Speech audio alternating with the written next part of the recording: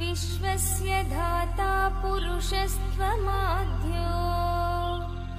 व्यक्तेन रूपेण ततं त्वयेदम् कृपाकटाक्षं कुरु देव नित्यम् नित्यानन्दस्य भगवन् तव सुप्रभातम् त्वं पासि विश्वं सृजसि त्वमेव त्वमादिदेवो विनिहंसि सर्वम्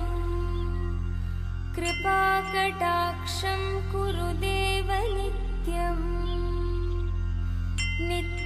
नित्यानन्दस्य भगवन् तव सुप्रभातम् मायां समश्रित्य करोषि लीलाम् भक्तान् समुद्धर्तमनन्तमूर्ति कृपाकटाक्षं कुरु देव नित्यम् नित्यानन्दस्य भगवन् तव सुप्रभातम् विधुत्य रूपं नरवत्वया वै विज्ञापितो धर्म इहातिगुह्य कृपाकटाक्षं कुरु देव नित्यम् नित्यानन्दस्य भगवन् तव सुप्रभातम् तपोत्थते त्यागमदृष्टपूर्वम् दृष्ट्वा नमस्यन्ति कथं न विज्ञा कृपाकटाक्षं कुरु देव नित्यम् नित्यानन्दस्य भगवन्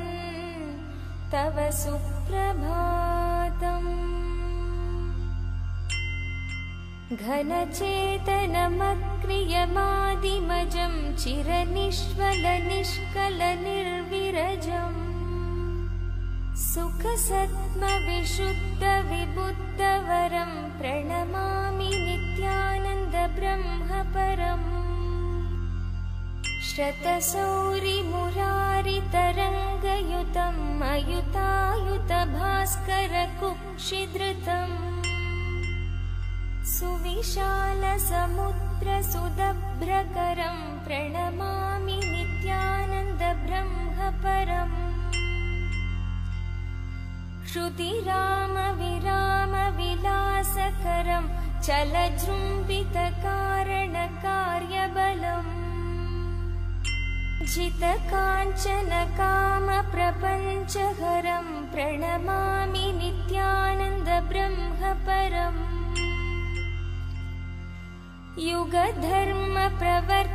युगधर्मप्रवर्तकगुप्तनरं जनपावनगाङ्ग्यतटावसथम्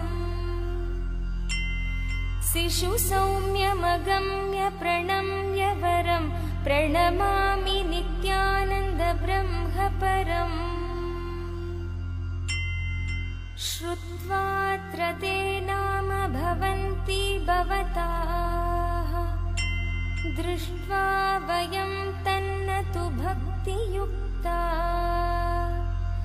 कृपाकटाक्षं कुरु देव नित्यम् नित्यानन्दस्य भगवन् तव सुप्रभातम् सत्यं विभुं शान्तमनादिरूपम् प्रसादये त्वामजमन्तशून्यम् कृपाकटाक्षं कुरु देव नित्यम् नित्यानन्दस्य भगवन् तव सुप्रभातम् जानामि तत्त्वं न हि देशिकेन्द्रम् किं वा स्वरूपं कथमेव भावम् कृपाकटाक्षं कुरु देव नित्यम् नित्यानन्दस्य भगवन् तव सुप्रभातम् मनोनिवृत्ति परमोपशान्ति सा तीर्थवर्या मणिकर्णिका च ज्ञानप्रवाहा विमलादिगङ्गा नित्यानन्दस्य भगवन्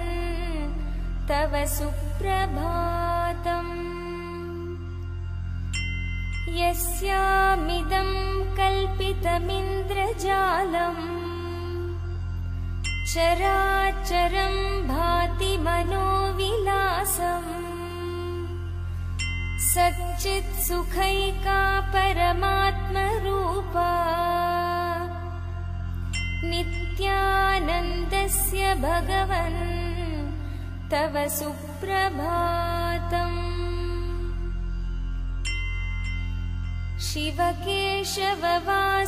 शिवकेशववासवसङ्गयुतम् अवतारगरिष्ठमरिष्टहृतम्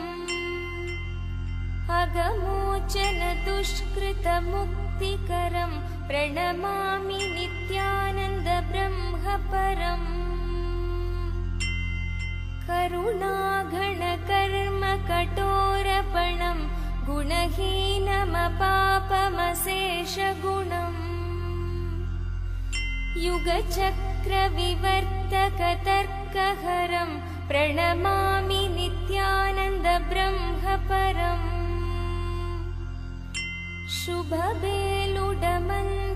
शुभबेलुडमन्दिरसन्निहितं निजशिष्य प्रशिष्य विशेषतरम्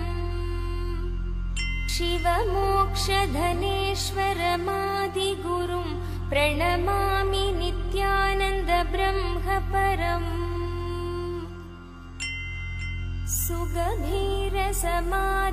सुगभीरसमाधिसमुद्रगतं कृतभक्तिविकासन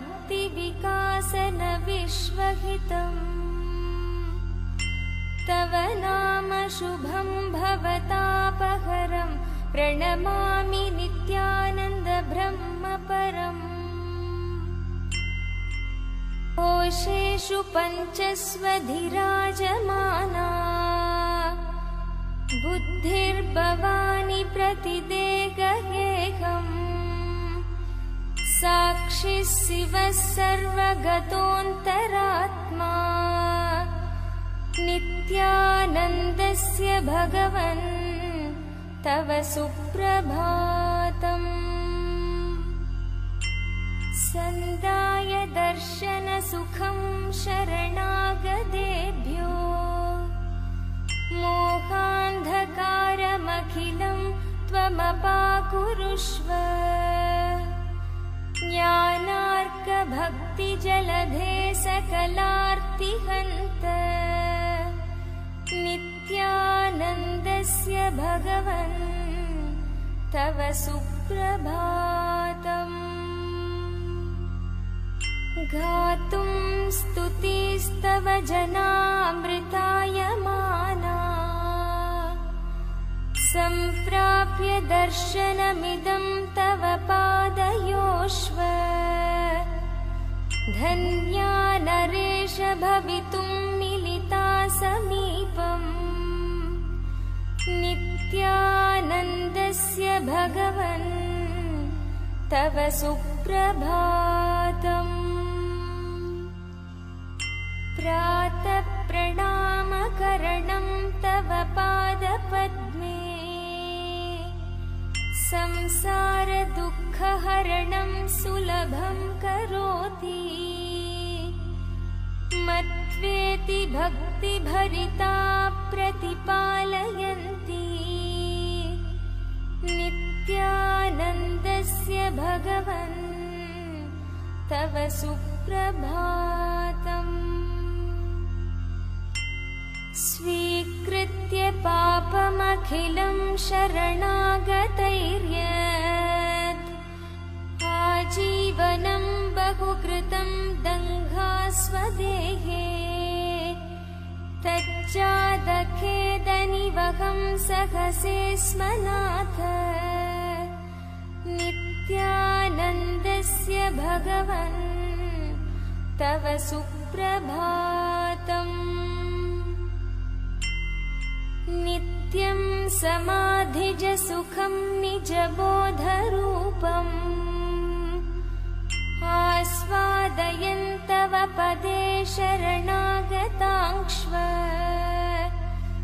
आनन्दयन् प्रशमयन्नुपतिष्ठसे त्वम् नित्यानन्दस्य भगवन्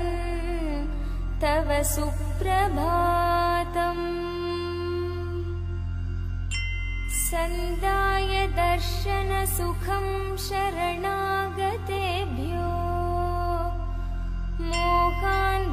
मोहान्धकारमखिलं त्वमपाकुरुष्व ज्ञानार्कभक्तिजलधे सकलार्तिहन्त नित्यानन्दस्य भगवन् तव सुप्रभातम्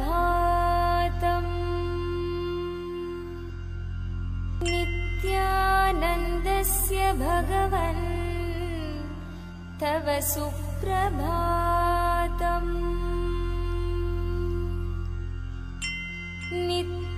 नित्यानन्दस्य भगवन् तव सुप्रभातम्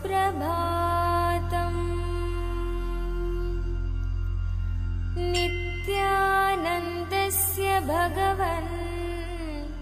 तव सुप्रभातम्